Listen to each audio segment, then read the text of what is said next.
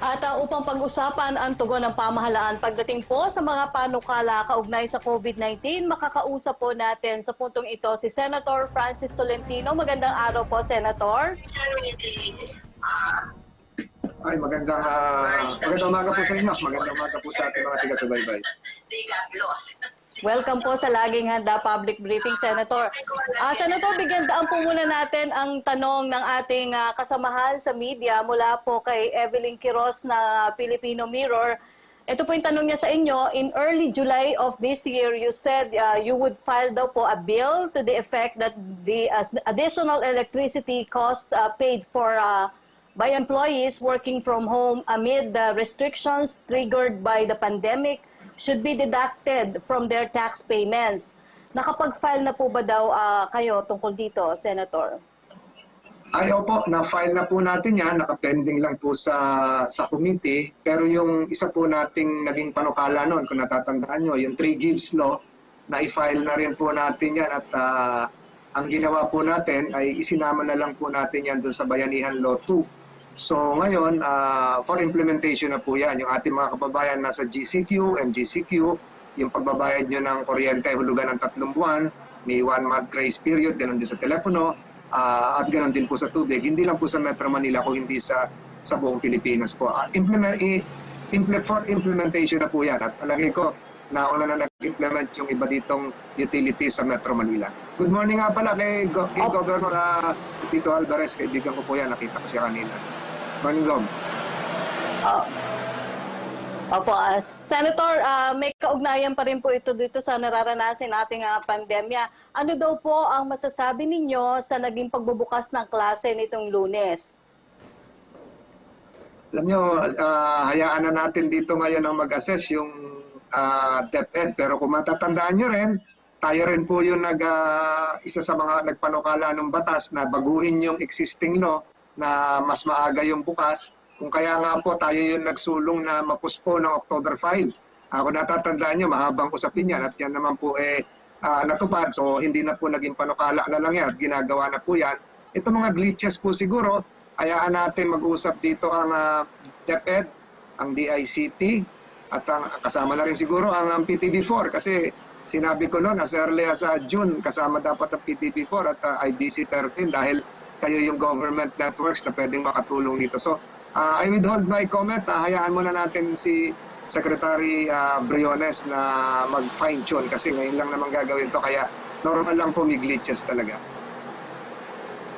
Opo, Senator, sa ngayon po, kukumustahin rin po natin yung mga floating quarantine ships sa bansa. Kumusta na daw po ito? Hindi rin po sa pagbubuhat ng sariling bangko. Ito yung mga naunang panukala ko nung hindi ako nagkakamali. Abril pa ho ito eh. Nilabas na natin to and mabuti naman si Secretary Togade ay pumayag. So hindi lang po yung floating quarantine ships ang na ginagamit yung sa Tugo, maging yung docking area dito sa port area ay ginagamit na rin.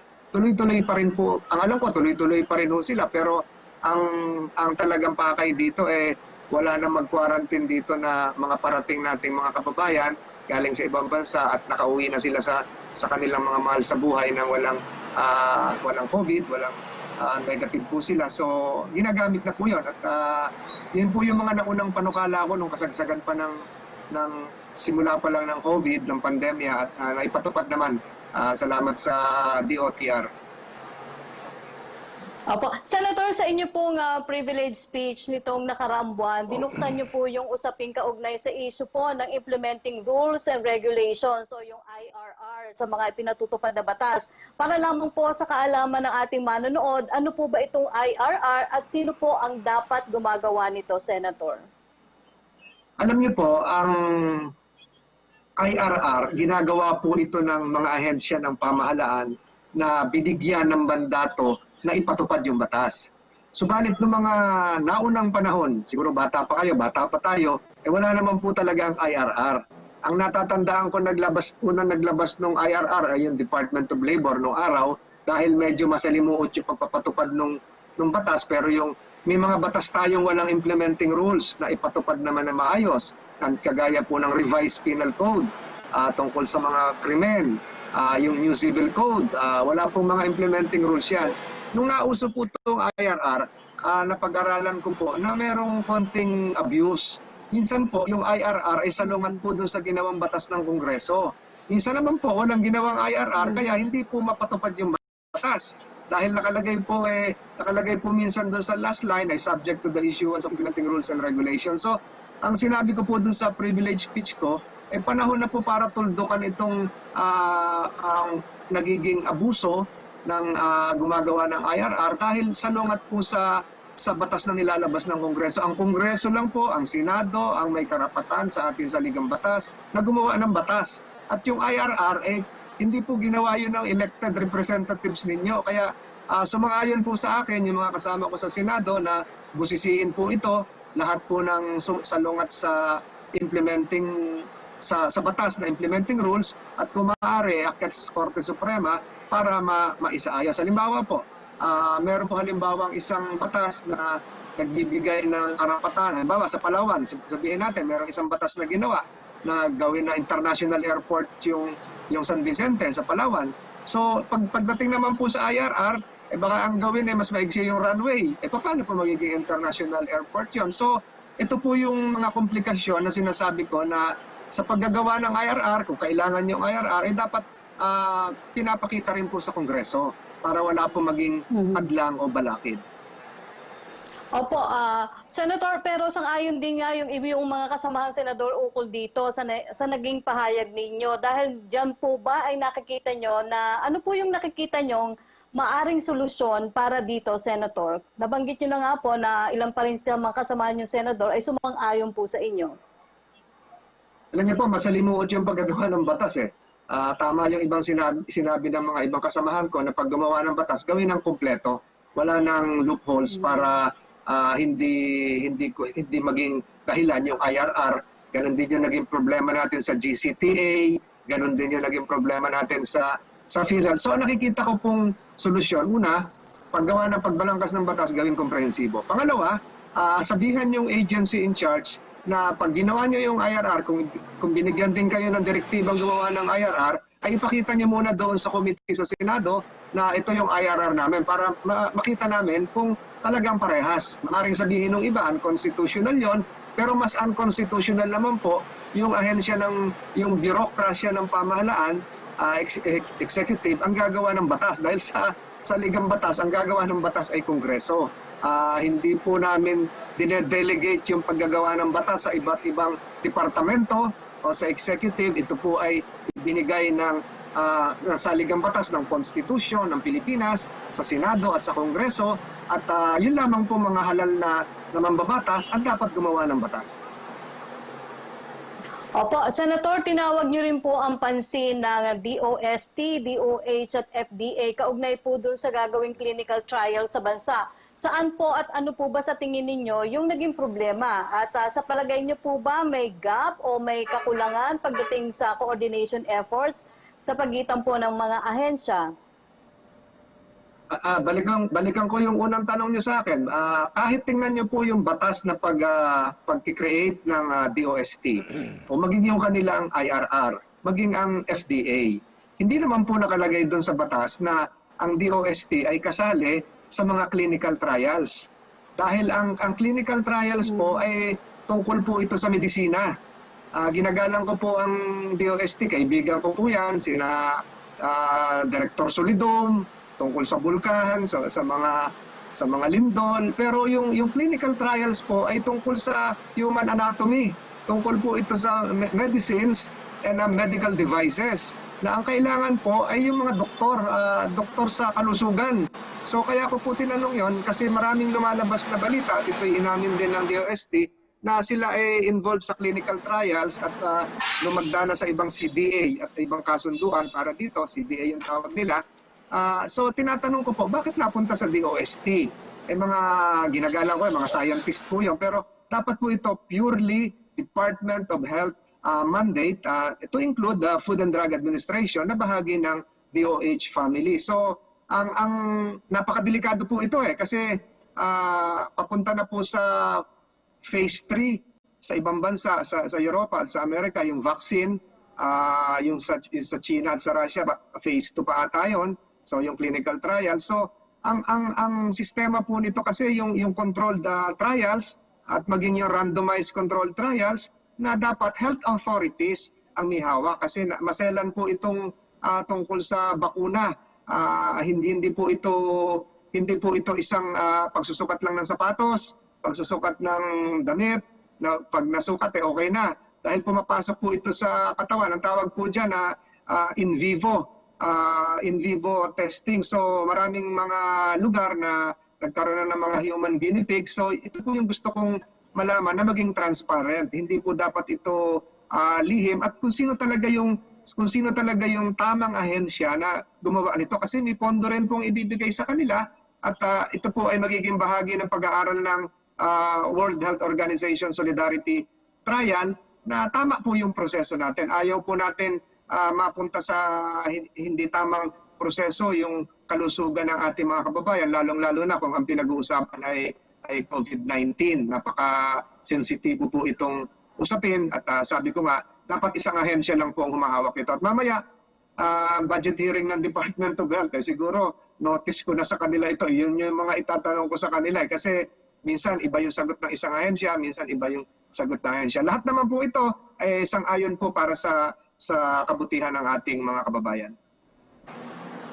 Opo, Senator, sa pagsisimula naman po kasi ng clinical trials sa bansa, hinimok niyo rin po yung mga LGUs na magkaroon ng malinaw na communication plan. Katulad nga po ng sinasabi ninyo. At sa inyong palagay, ano po ba ang dapat na maging strategy para dito upang maging mas epektibo po ang gagawing trial sa mga LGUs? Alam niyo po, kasi medyo scientific ito eh. Yung phase 1 kasi, hindi naman lahat buong Pilipinas. Alam ni Governor natin sa Alvarez sa Palawan, hindi po lahat ng Pilipino ay masasubject sa clinical trials. Ang phase 1 po ay binubuo ng less than 100. At ang dapat ang phase 1 ay yung mga healthy participants. Yung phase 2, pwede na pong more than 100, 300, pero pwede na may kasama dito na may mga infected ng COVID-19. Yung phase 3, ito na yung libo-libo. So hindi po lahat ng sektor sa buong Pilipinas ay magiging bahagi nito. Pipili lang yan, depende nga sa usapan kung sino po yung developer, manufacturer ng vaccine, kung ito man ay galing sa Estados Unidos o sa China o ibang bansa, at kung sino po yung ahensya na nararapat. Kaya sabi ko maging transparent dito. Yung LGUs, siguro sa pagpili ng ilang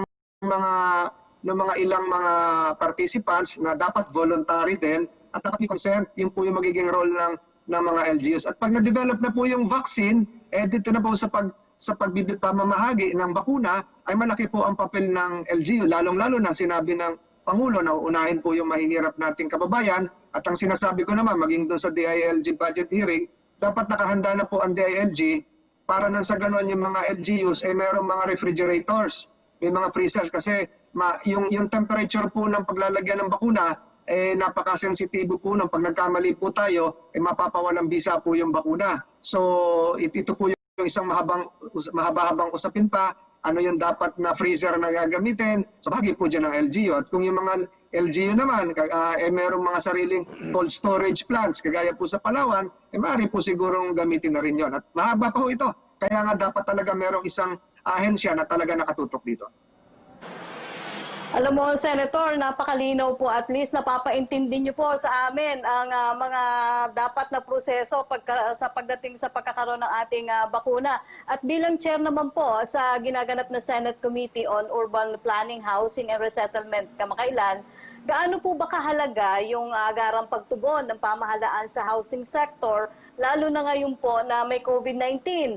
Paano po nakakaapekto itong pandemic doon sa sinasabi natin backlog or yung kakulangan po ng housing sector? Naku, napakalaking epekto po niyan. Dito po natin makikita na una pala talagang matibay na quarantine facility ay ang tahanan, yung bahay. So paano ka magkakaroon ng isang tamang quarantine facility kung wala kang sariling bahay? So ito po yung mga napapag-usapan sa housing sector. Napakalaki nga ng backlog, tama yung sinabi mo. Kaya long range po ito. Kagagawa lang po ng ating Department of Human Settlements and Housing at ang primary resource na kailangan dito talaga pera, panggastos sa pabahay. So mahaba-haba po ito at nandun, nagiging bahagi rin po tayo sa pag-uusap dito habang dinirinig din yung confirmation ng bagong Secretary of Housing. So babalikan ko po yan, napakahalaga po ng tahanan dahil yun talaga ang tamang quarantine facility para maging ligtas po yung, kasi stay at home, paano kung maging stay at home kung wala kang home? Opo, tama nga po, Senator. Ngayong pirmado na po ni Pangulong Duterte itong Bayanihan to Recover as One Act o yung tinatawag natin Bayanihan to, Senator, kabilang po dito yung inihain na 3 gives payment. Ano po ang masasabi niyo dito, Senator? Kanina nabanggit ko yan, nagpapasalamat ako at naging bahagi po yan. Talagang sinulong po natin yan na mabiyayaan po yung ating mga kababayan na nasa iba't ibang lugar na walang pambayad ng kuryente at tubig at maging telepono. So pagbibigay lang po yan ng pagbibigay lang po yan ng lifeline para sa recovery. Mahaba-haba pa po ito. Meron silang paraan na makapagbayad ng 3 hulugan, 3 gives doon sa kanilang mga utilities kasi sabay-sabay na ngayon pagpasok ng mga anak nila, naghahanap ng pambili ng tablet, ganon din yung pagpasok ng mga kung may anak na sa kolehiyo, yung pangmatrikula. So napakahirap talaga yung usapin sa gastusin ngayon. Opo. Senator, kunin ko na lang po ang inyong mensahe sa ating mga nakikinig sa inyo ngayon at nanonood. Siguro po, tulungan natin itong mga initiatives ng pamahalaan. Nakita naman natin na maging sa mga survey, 92% ata yung pagbigay ng approval doon sa response ng ating Pangulo. Tulungan po natin at naging sa ganun makabangon kagad tayo. Napakahirap po nitong ganitong sitwasyon, yung ekonomiya, yung pangkabuhayan, maging yung normal na ginagawa natin pang araw-araw dati na-disrupt at wala pa tayong, hindi lang naman tayo ito, maging sa ibang bansa, ganon din ang nangyayari. So, ang papel po na maitutulong ng ating mga kababayan ay yung pakikipagkaisa at pakikipagtulungan sa ating mga otoridad na sa ganon, malagpasan na natin to na napakahabang sitwasyon ng pandemya. Okay, maraming salamat po sa inyong panahon, Senator Francis Tolentino. Stay safe, Senator. Maraming salamat din po. Salamat.